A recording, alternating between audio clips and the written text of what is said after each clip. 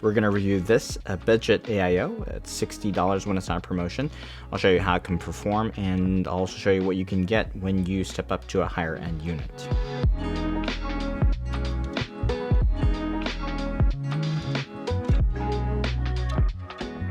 Welcome to Machines and More. On this channel, I cover a variety of tech topics, including CPU cooling. And today I'm talking about a budget-minded, all-in-one liquid cooler.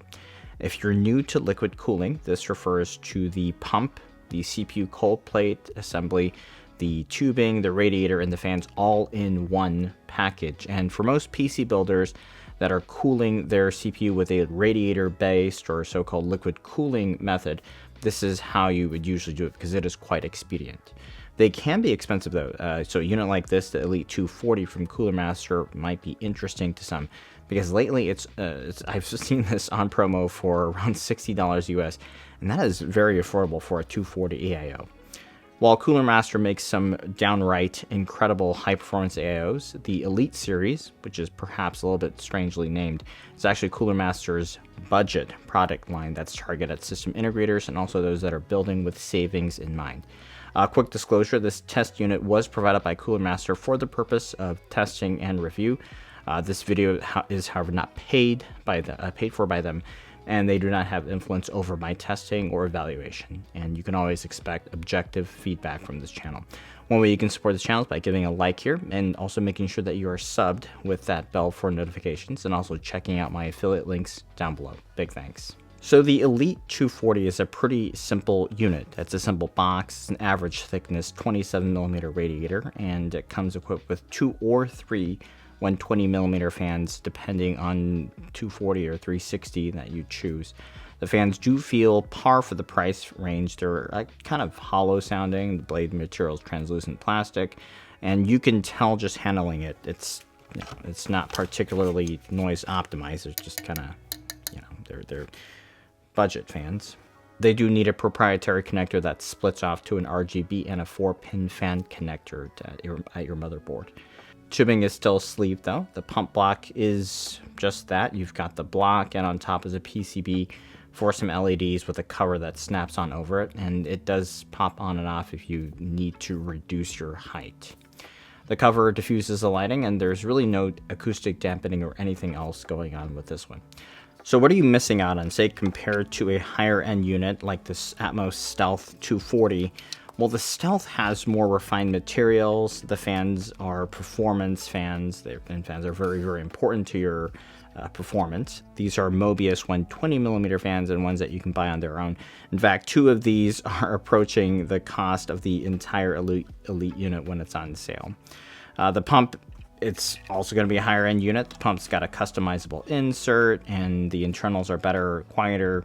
Radiator seems fairly similar, save for the finishing details like the branding. So while there are some differences, they may not all be top priority items for a budget priority builder. And as you will see, this Elite 240 unit still works pretty well. And as long as the fans are decent enough, it can still cool fairly effectively, although you have to be careful what CPU you pair with. The installation of the unit is fairly straightforward, and there's one mounting bracket on the main unit. It has multiple holes milled out, and then you install standoffs on your AM4 or AM5 stock backplate, or for Intel installs, use a backplate that is provided. And the spring nuts, although they're a little bit finicky and tighter to secure onto the standoffs, they do mount to the unit to the CPU.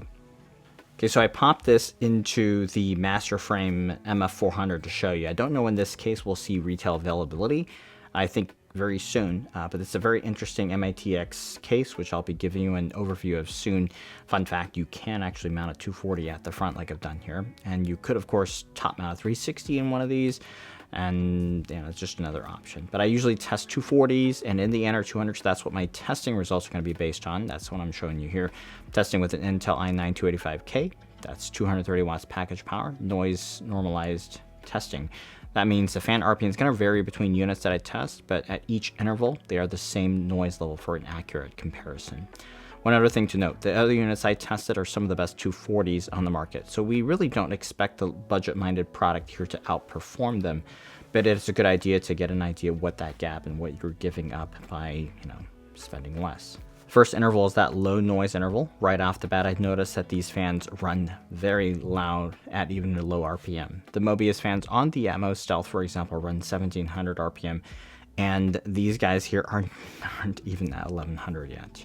Performance here lags the Stealth by about 6 degrees, and that's fairly significant. The Atmoses are actually some of the best performers on the market, and the Liquid Freezer is a thicker radiator equipped unit. It's a different class, and that comes with its own installation and physical mounting challenges. Next up is the moderate high interval, and the Be Quiet does leapfrog this one a little bit, and it's still not too bad because the Be Quiet is actually quite a good unit. The last of the noise normalized intervals is where it's right around where I'd say if you need to go faster and louder than this in your particular setup, you do need to consider sizing up, or if you can't, then you need a bigger case. And we do see about the same 6 degree or so gap to the Atmos Stealth.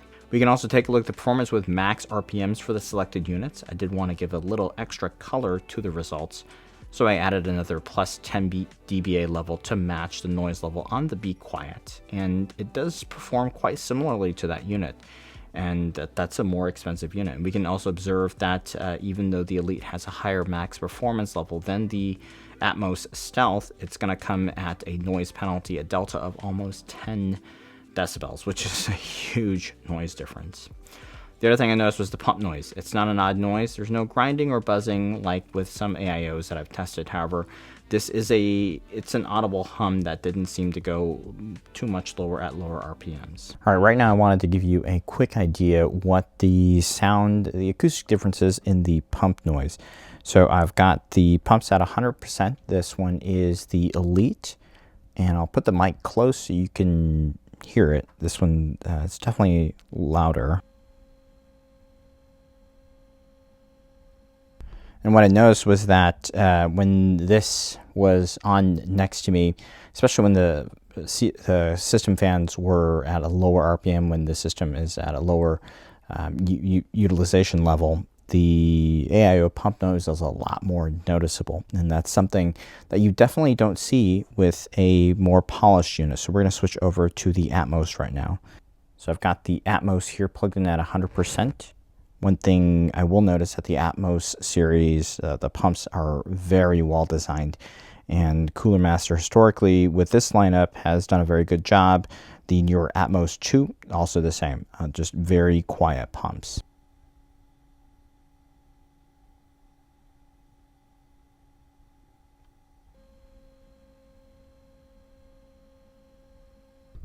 You notice that at 80% you don't really hear anything anymore. If I go back to the Elite at the same level, so that pump is definitely a lot more noticeable. Right now I wanted to give you an idea of what this unit sounds like.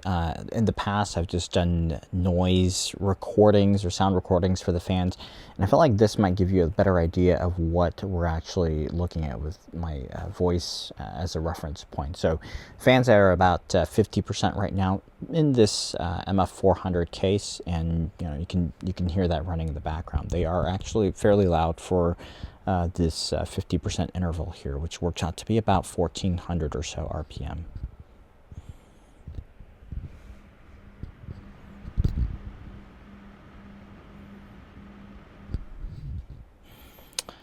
And then max, like I mentioned,